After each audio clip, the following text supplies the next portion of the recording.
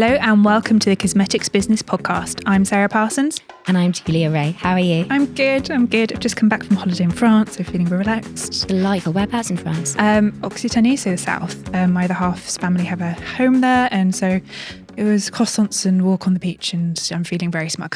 That sounds absolutely dreamy. I'm so jealous. But we do have some good news here at the office. We have a new starter, Nima. Yes. For those of you who do read Cosmetics Business, I'm assuming everyone that listens reads, you'll have seen some of her excellent stories have gone up already. And we look forward to seeing what comes out of the ideas box that is her brain, because she's buzzing with fantastic new ideas. I know, she's a really lovely addition to the team, and we're very excited to have her on board. Cool. Shall we get started? Yes. So this week we are talking about the body care boom. So body care, it is a category, as we were saying, has been booming, and it's been very interesting in terms of innovation, I think, so to say. Absolutely. So Deciem, for example, recently has launched a new body care brand. It's and I think it's a really good example of how it's leveling up. Yeah. You know, it's called Lupa. I hope I'm saying that right. I don't know whether it's Lu-P-H-A or Lupa, but I'm sure Deciem will correct us if we get it wrong. But it's a scented home and self-care lifestyle brand, but it's got this science twist.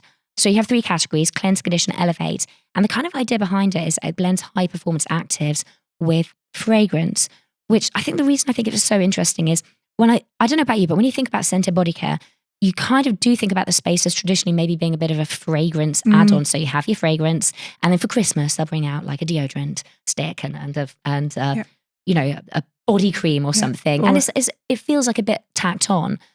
But I feel like there's this real push now for body care which not only smells fantastic, but it has an activity as well.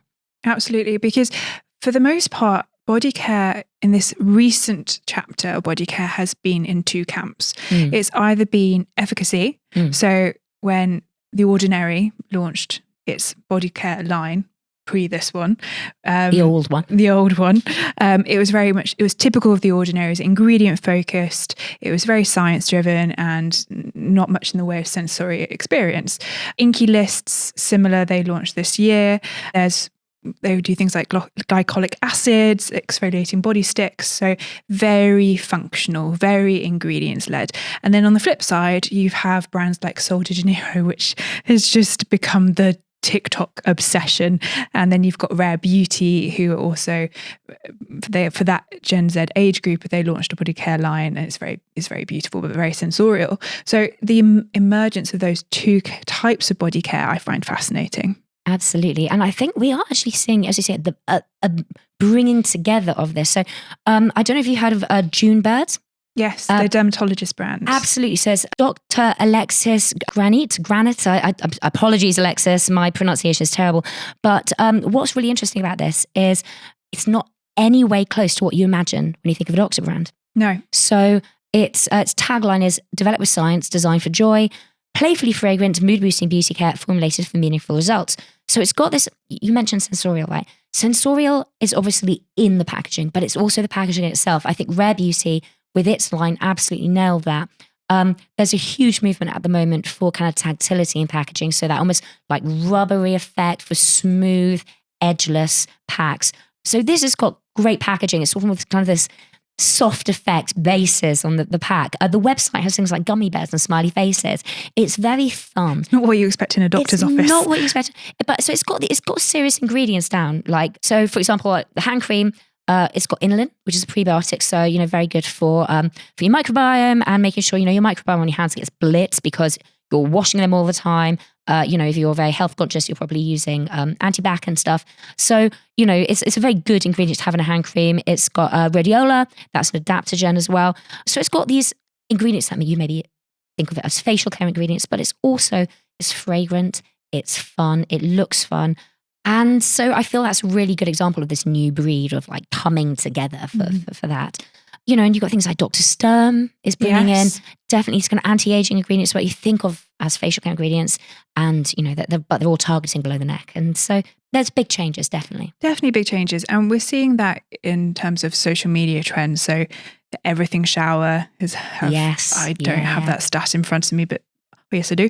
It has 7 million views a week on TikTok in Really? the US. Yes. Okay, so what does the ideal everything shower entail then? Well, I guess it's really up to you, but it is very much, the full works, the shaving, the exfoliation, the serums, the hair masks.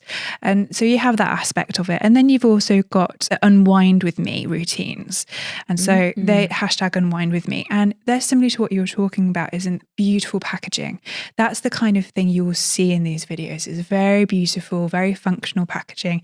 And that almost ASMR slow down, and spiritual bath is another thing as well. Oh, I like the sound of that. I feel like I need somebody, sitting maybe on the toilet seat doing like a sound bath kind of thing. Just True. Well, really go relaxing. check out these spiritual baths. They're beautiful and lots of flowers and things. And I believe that originates from Ayurvedic culture. Very nice. Yeah, Very nice indeed. My God, they've got it right, haven't they? Yeah. And I think, that kind of ties into something we were saying about trends in our podcast last week, with regards to it sort of being like the comfort food, but for the body. And I think it ties really nicely into that, doesn't it? And body care is a fascinating category because beauty brands are trying so hard to nail this and to make people loyal to their body care products, because for the It's most not a traditionally loyal it's area, not is it, like really? people might have that. Well, they do have their favorite moisturizer. You've got your foundation that you've perfected. But when it comes to body lotion, shower gel, still a huge amount of the population will just grab whatever is cheapest from the supermarket or quickly buy, a mass brand because it does the job. And it's under £10 and that's it. Yeah, so the trick is how to get them to level up, definitely. And interestingly, so retailers are really pushing the way on this. So Sephora's summit last year, in terms that's the conference they have with lots of brand founders and their brand partners, they were pushing the body care category as the next one. And so now they are saying they are the go-to retailer for body care. Yeah, absolutely. Find that space, step into it, make it your own. Wonderful. And I feel like investors have noticed this as well. So El Catterton, the mighty, it's recently snapped up a brand called Stenders. It's Latvian, but it is a premium body care brand. And then Act London. Oh, yes. Yeah. Yes. They've raised $10 million to accelerate their US expansion plans and also for MPD as well. And this was led by a European venture capital firm called Felix Capital. Yeah, it's been basically channeled into transforming the brand into a really performance-led one. And of course, they're deodorants and they went into body care, but it really shows you that this is where the ambitions are for brands. And this is where people, I think, the big boys are spotting this opportunity as well as the retailers, and they're looking to, to get a bite of that apple as well. Because Unilever also invested in Luna Daily not too long ago. Absolutely, yeah. And another great body care brand, obviously specifically catering to, kind of women's wellness and intimate health as well. But I do think one area which is going to really make this interesting, the cat among the pigeons in future for body care, is Ozempic uptake. Yes. And that's going to be across the board with face as well. But for the body, things like lifting, firming, plumping messages across body care, I think potentially this could lead to more segmentation. So I feel like, again, this goes through waves. There'll be a period where people are bringing out things specifically for the bust or for the buttocks or for the thighs or décolletage, neck, whatever it might be. But I feel like what's happening now will lead to more segmentation in terms of body parts. And how that plays out is going to be fascinating because people are getting more educated. So we're not seeing anti-cellulite lotions the same way as what we do, because we kind of know that a moisturizer can't get rid of your cellulites.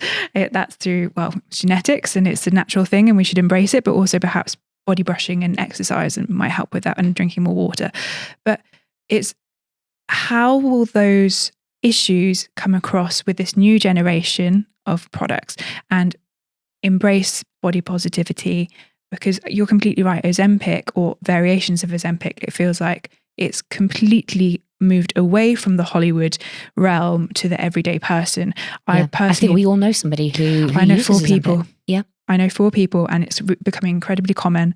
And some of them I wouldn't even describe as maybe medically necessary to take it. So, no, because you can get it privately here in the UK. So, and it does impact things like dry skin because of that rapid weight loss, and it can impact your boobs and your arms and everything else. And so, how can products fulfill that need? Yeah. And I think you're absolutely right in terms of the messaging, because we're seeing, we've spoken about this before, you don't get rid of your blemishes so much. You have it as an ingredients focused one.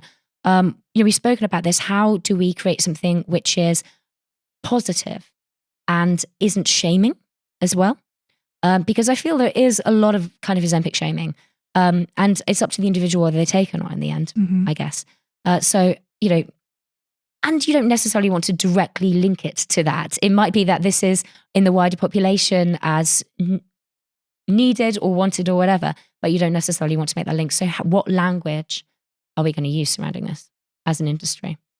Because it is tough, because you won't want it on your packaging. No. You won't want to say suitable. And you won't want it in your marketing explicitly. No, you won't. But you'd also want people who maybe have had rapid weight loss and, are thinking, oh, I would like to, maybe firm my upper arms, or my boobs aren't quite as, perky as they used to be, or whatever it might be. You want people to go, oh, this might actually help me with something that I'm conscious of, or I want to, not correct, but I want to address, But you don't want necessarily to use that language. No, and that could also play on two levels. You could have the Ozempic weight loss injection, but also it can cater to the audience that we know, the mature, and I say we're mature, I mean 40 plus, but consumer, which brands are increasingly targeting, particularly at the moment with face makeup and skincare.